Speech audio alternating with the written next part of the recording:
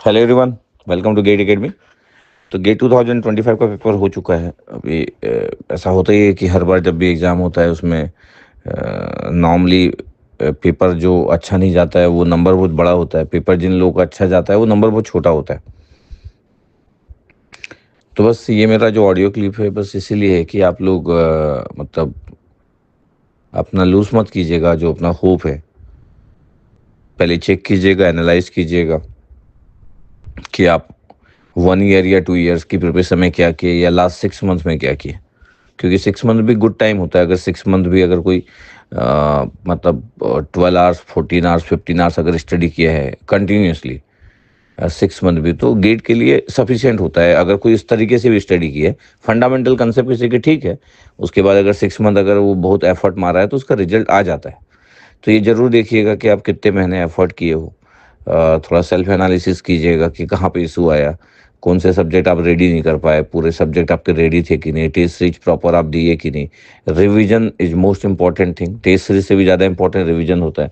आप 3 to 4 times revision किए कि नहीं, क्योंकि रिवीजन जब करोगे तभी मिस्टेक कम होगी, तभी क्लिक करेगी चीज़ें, है ना। टेस्ट सीरीज तो उन लोगों के लिए है जिन लोगों का रिवीजन भी अच्छा हो जाता है, फिर टेस्ट सीरीज एक इम्पॉर्टेंट रोल प्ले करता है। लेकिन जिनका रिवीजन हो जाता है, उनका कॉन्फिडेंस आ जाता है, तो टेस्ट सीरीज उनके रिजल्ट को और इम्प्रूव कर जाता है। तो ये सब पैरामीटर आपको देखना होगा कि आप फंडामेंटली सच में स्ट्रांग है कि नहीं। जो जॉब गोइंग वाले लोग रहते हैं वो प्रॉपर टाइम नहीं दे पाते। कॉलेज गोइंग वाले लोग के साथ एक इशू रहता है कि सच में आसान नहीं होता है कॉलेज गोइंग वाले स्टूडेंट में। कॉलेज भी मैनेज करना है, सेमेस्टर का एग्जाम भी आ जाता है।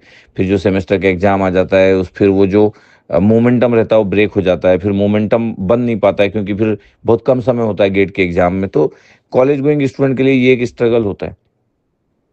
तो बहुत बार आज की ऐसे भागती ज़िंदगी में इतना आसान नहीं होता है कि सब चीज़ों को एकदम कोई व्यक्ति मैनेज कर ले, ठीक है। और ड्रॉप लेने वाले स्टूडेंट लोगों के पास टाइम होता है लेकिन उनके ऊपर प्रेशर रहता है कि हमको अच्छा करना है, नहीं किए तो क्या होगा। तो बार बार उनके माइंड में वो क्वेश्चन चलते रहता है कि अच्छा नहीं हुआ तो क्या होगा। और वो जो क्वेश्चन होता है वो कभी कभी थोड़ा मतलब इन डेप्थ तक चला जाता है, और वो कभी कभी कॉन्फिडेंस को कम करता है या इम्पैक्ट तो डालता है। और कॉलेज गोइंग स्टूडेंट का तो अपना प्रॉब्लम है ही, कॉलेज के साथ साथ इतनी सारी चीज़ें कैसे करेंगे। तो पहले चेक कर लीजिएगा कि कौन कौन सी चीज़ें आपको इम्पैक्ट करी, आपकी प्रिपरेशन अच्छी थी। अगर अगर आपको लगता है कि मैं सर पूरा 1 साल की मेरी प्रिपरेशन में कोई इशू नहीं था, हेल्थ वाइज कोई इशू नहीं था, टेस्ट वाइज कोई इशू नहीं था, मॉक टेस्ट वाइज कोई इशू नहीं था, रिवीजन वाइज कोई इशू नहीं था, सब्जेक्ट कंप्लीशन वाइज इशू नहीं था, तो भी मेरे से नहीं बन रहा है सर, तो फिर तो सेल्फ एनालिसिस ये करना ज़रूरी है कि ये एग्ज़ाम अपने लिए है कि नहीं। इस एग्ज़ाम में ऐसा ना हो, क्योंकि कई बार ऐसा होता है ना कि किसी एग्ज़ाम में आप की फ्रीक्वेंसी मैच ही नहीं कर रही है, तो आपको फिर उससे नाता तोड़ना पड़ेगा उस एग्ज़ाम से, आपको बाहर निकलना होगा। ऐसा तो हो नहीं सकता ना कि गेट का एग्ज़ाम एक ज़िंदगी का एग्ज़ाम हो गया और फिर आप कैसे भी करके लास्ट दम तक, मतलब चाहे कितना भी हो जाए, बस आप इसी के साथ लगे रहोगे। अगर आप एक बेस्ट अटेम्प्ट मार चुके हो जिसमें पूरे पूरे पैरामीटर अपने आप को चेक कर चुके हो, तो फिर मेरे को लगता है कि फिर आप निकल सकते हो यहाँ से। मतलब ज़बरदस्ती बहुत सालों तक इसके साथ रहने की नीड नहीं है।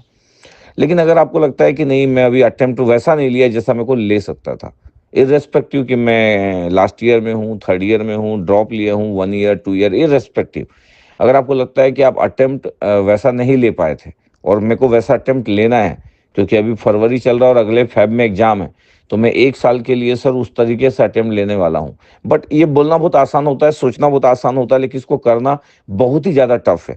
क्योंकि कंसिस्टेंसी के साथ एफर्ट करना, अगर आप 10 घंटे भी पढ़ना चालू कर दिए आज से और अगले फरवरी तक, तो फिर कैसे अच्छा नहीं होगा, इसके चांसेस बड़े कम हैं।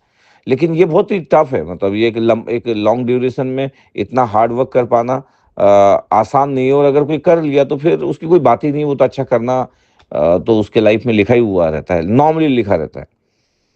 तो ये देखना चाहिए, मतलब इस तरीके से चीज़ों को सोचना चाहिए। अगर आप इस तरीके से चीज़ों को सोचोगे तो रिजल्ट बेटर आएगा। मेरा फिर भी एक सजेशन तो है कि अभी आपको ये नहीं सोचना है कि मैं लास्ट ईयर में हूँ तो ड्रॉप लूँ कि नहीं, या फर्स्ट ड्रॉप लिया था तो सेकंड ड्रॉप लूँ कि नहीं, या सेकंड ड्रॉप लिया था तो थर्ड ड्रॉप लूँ कि नहीं। मतलब मैं बोलूँगा कि इससे ज़्यादा इम्पोर्टेंट है कि आप अपने आप को समझें, अपने आप को अंडरस्टैंड करें। जद्दोजहद उन लोगों की होती है जिनका 3000 रैंक आ जाता है, उनको लगता है एमटेक करने जाऊँ या फिर से ड्रॉप ले लूँ। तो उनको अपनी फाइनेंशियल कंडीशन देखना है, अपनी सिचुएशन देखना है। व्यक्ति के डिसीजन अपने अपने इन्वायरमेंट पे, अपनी फाइनेंशियल कंडीशन पे बेस्ड होती है। आप इंडिया में रह रहे हो 140 से 142 करोड़ की पॉपुलेशन है। ऐसी जगह में जब भी हम रहते हैं, ऐसे हाई पॉपुलेशन कंट्री में अगर कोई रहता है तो उसको अपने फाइनेंशियल इश्यूज़ को देखना होता है, उसको देखना होता है फैमिली की कंडीशन क्या है, उसको सिचुएशन देखना होता है और उसके बाद डिसीजन लेना होता है। ऐसे डिसीजन आप नहीं ले सकते कि बिना किसी सोच के आप कोई डिसीजन ले लिए, ऐसा नहीं ले सकते। तो आपको देखना होता है। कुछ लोग का ऐसा होता है कि वो लोग एक नॉर्मल प्राइवेट कॉलेज में एडमिशन ले लेते हैं एमटेक के लिए और उनको स्टाइपेंड मिलती रहती है। उसके बाद वो गेट का प्रिपरेशन भी करते रहते हैं क्योंकि नॉर्मल प्राइवेट कॉलेज में एमटेक के लिए कोई परेशान नहीं करना तुम। ऐसा करके बहुत सारी चीज़ें होती है, ज़िंदगी के डिसीजन बहुत सारे होते हैं। तो मेरे को लगता है कि एक एक चीज़ जो सबसे इम्पोर्टेंट है कि आप होप को कभी भी जाने मत देना। मतलब ये सिर्फ गेट की बात नहीं है, क्योंकि अगर आप डर गए, इस एग्ज़ाम से डर गए, मतलब फ्रीक्वेंसी मैच नहीं कर रही, इस एग्जाम को लेफ्ट कर दो, कोई इशू नहीं है। लेकिन अगर आप डर के कारण लेफ्ट कर दिए कि मैं तो यार लग नहीं रहा कि मैं कर पाऊंगा, इतनी मेहनत मैं नहीं कर सकता हूँ, अगर आपको लगता है कि आप इतना एफर्ट नहीं कर सकते या आप उस तरीके से नहीं कर सकते जिस तरीके से लोग करते हैं, तो मैं आपको एकदम रियल फैक्ट बता रहा हूँ कि जिंदगी के एग्जाम गेट के एग्जाम से 10x ज़्यादा टफ है। अभी तो फिर आपकी लाइफ जब चालू होगी तो आपको समझ आएगा। समझ रहे हो ना? मतलब जब आप 40,000 की, 30,000 की, 25,000 की जॉब करके सुबह से लेकर शाम तक आप मंडे से सैटरडे तक रगड़ते हो और उसके बाद जब घर जाते हो और पूरा थक जाते हो, फिर एक दिन संडे मिलता है। मतलब ये सब लाइफ आसान नहीं है, जितनी जितना जब प्रिपरेशन वाला जो टाइम चलता है वो इतना टफ नहीं होता है। मतलब अभी आपको लगता होगा, लेकिन जो ओरिजिनल जिंदगी चालू होगी वो तो मतलब कुछ बिटर ट्रूथ है। मतलब वो अभी आसान नहीं है, बट उसके बारे में बात करने की नीड नहीं है। तो मैं बोल रहा हूँ कि इस वाले टाइम को आप अच्छे तरीके से ट्रीट करें, अच्छे तरीके से सोचें और अपना बेस्ट देने का ट्राई करें। और ये देखें कि आप क्या कर सकते हैं अपनी लाइफ को बेटर बनाने के लिए, आपकी फैमिली की लाइफ को बेटर बनाने के लिए, है ना? थोड़ा-सा सेल्फिश हो जाइए, सेल्फिश उस बेस पे हो जाइए कि मेरे को अच्छा करना होगा, इर्रेस्पेक्टिव कि अभी बाकी सब चीज़ों को इग्नोर करता हूँ, रिलेशनशिप हो या फ्रेंड सर्कल हो। ये मैटर नहीं करता कि आपके 50 फ्रेंड है कि आप रात को 1 बजे कॉल कर लोगे तो 50 लोग जमा हो जाएँगे और आप आपके साथ कोई फाइट नहीं कर सकता है। धीरे-धीरे वो 50 में से कोई नहीं बचेगा, वो 1 व्यक्ति, 2 व्यक्ति बचेगा। इस ज़िंदगी में वैसी सब चीज़ें नहीं होती है। जब आप कॉलेज लाइफ़ में रहते हैं या कॉलेज लाइफ़ के बाद 1 साल का जब ड्रॉप लेते हैं, तब तक कुछ सालों तक ये चलता है। उसके बाद तो सबको अपनी ज़िंदगी खुद लड़ना पड़ता है ना? तो आप उस दुनिया से बाहर निकलिए और थोड़ा सेल्फिश बनिए और कंप्रोमाइज़ करने का हैबिट डालिए और लड़िए।